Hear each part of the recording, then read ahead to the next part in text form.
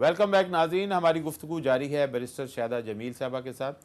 Barrister صاحبہ یہ بتائیے کہ دسمبر ہی کے مہینے میں محترمہ بے نظیر بھٹو کی شہادت ہوئی، جی ہاں بالکل بے شک۔ ایک لائر کی حیثیت سے جی آپ اس کیس کو کس طرح دیکھتی ہیں کہ بہت سے سوال اٹھ رہے ہیں اس وقت پاکستان پیپلز پارٹی کے ورکرز کی طرف سے کہ proper F I R launch نہیں ہوئی، اور وہ پرویز مشرف ہی کا دور تھا جس وقت وہ یہ سارے ایویڈنس جو ہیں وہ ختم کر دیے گئے، اور جبکہ اب پیپلز پارٹی کی اپنی حکومت کو 2.5 سال سے اوپر ہو گئے ہیں، 3 سال ہونے کو آ رہے ہیں، اور ابھی تک کیس جو ہے وہ اس نوعیت پہ ہے کہ یہ کیا آپ اس کو کس طرح دیکھتی ہیں کہ یہ مرڈر کس نوعیت کا ہے اور آگے اس کے کیا اثرات ہیں؟ ایک چیز دیکھیے، یہ تو کوئی نہیں کہہ سکتا کہ وہ نیچرل ڈیتھ مری تو ہے نا وہ، اور ایک حادثے میں مری، ایک حادثہ ہوا۔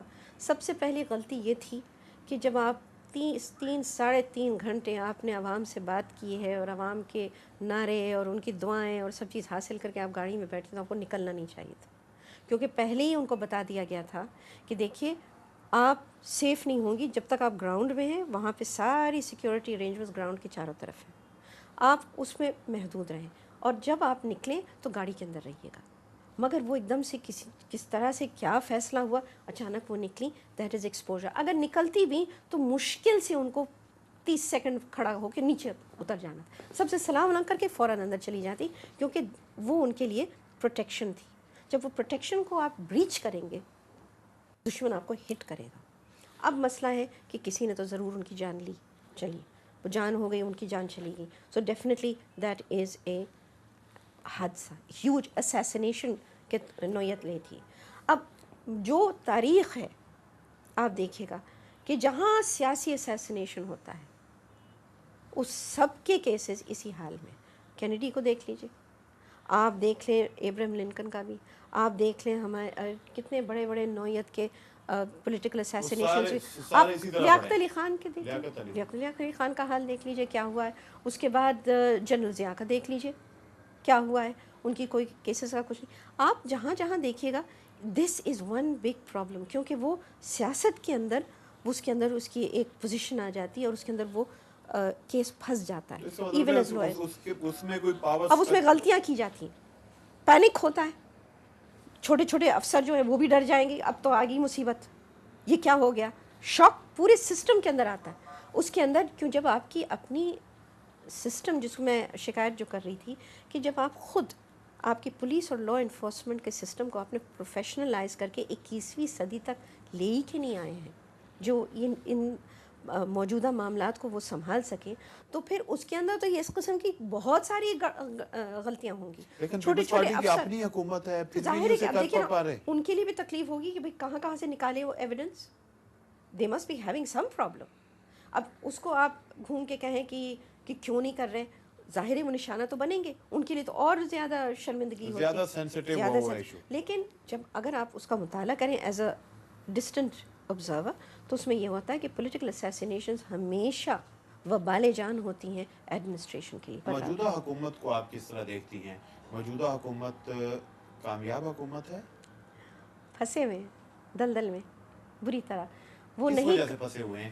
مثلا یہ ہے کہ کہتے ہیں جی گورننس اچھی نہیں ہے، نااہلیت ہے، کرپشن ہے، آپ کے خیال میں کیا وجہ ہے؟ میرے خیال میں جو یہ ہے کہ ان میں آپس میں تصفیہ نہیں ہو رہا ہے کہ کس طرف جانا چاہیے، ان کے اندر الائنس میں ان نہیں کے ہو رہا ہے آپس میں، یا صرف پیپلز پارٹی کی بات کر رہی ہیں آپ؟ ساری پارٹیز کے اندر کہ کس طرف جائیں۔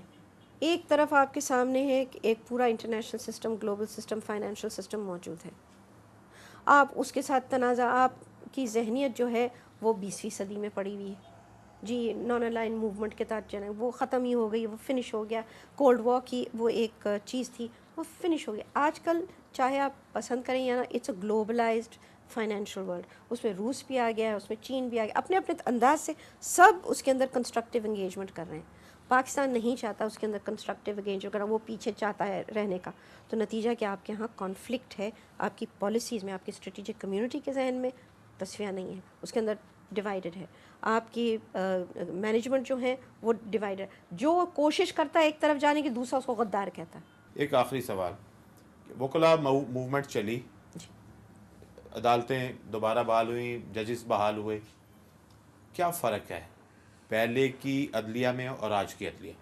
فرق تو ہر ضلع میں ہوتا رہتا ہے جیسے جیسے کورٹس بدلتی نہیں ہیں بہتر ہوئی ہیں یا نہیں ابھی تک وہ لیول نہیں آئی ہے، اور اس میں چیف جسٹس نے خود اس کو مانا ہے کہ ابھی بھی بہت سی کمی بہت موجود.